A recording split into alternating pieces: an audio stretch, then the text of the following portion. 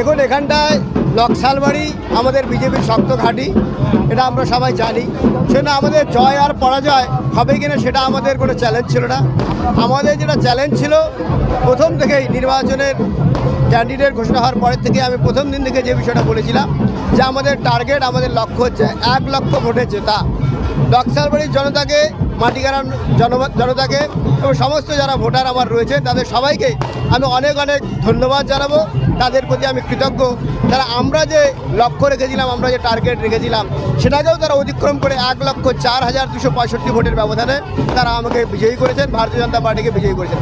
সেজন্য আমরা চিরজীবন এই যে ঐতিহাসিক একটা রেকর্ড আমাদের হয়েছে গোটা বাংলায়, সর্বোচ্চ ব্যবধানে এবং সর্বোচ্চ ভোট পেয়ে আমরা এখান থেকে জিতে এসেছি।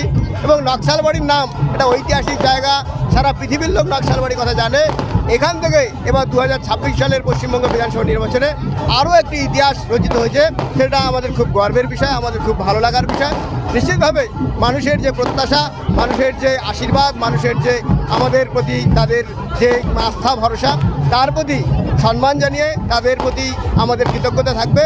এবং নকশালবাড়ির মানুষের জন্য, মাটিগাড়া এলাকার মানুষের জন্য, এই বিধানসভার সমস্ত মানুষের জন্য, মানুষ আমাদের যে বিপুল ভোটে জয় করেছেন তাদের প্রতি আমরা এই এলাকার উন্নয়ন করার জন্য তাদের যে আস্থা ভরসার জবাব সেটা আমরা দেব।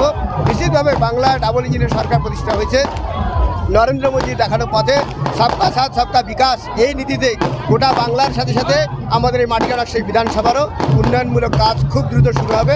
আমরা সবাইকে নিয়ে, মানুষ যেভাবে আমাদের উপর আশা ভরসা বিশ্বাস রেখেছে, মানুষের মতামত নিয়ে, মানুষের পরামর্শ নিয়ে, সবার সহযোগিতায় আমরা মাটিগাড়া সেই বিধানসভার প্রত্যেকটা এলাকাকে আমরা আরও ভালোভাবে করে তুলব এবং এই এলাকার যে সমস্ত সমস্যাগুলো রয়েছে সেগুলো সমাধান করার খুব দ্রুত আমরা চেষ্টা করব।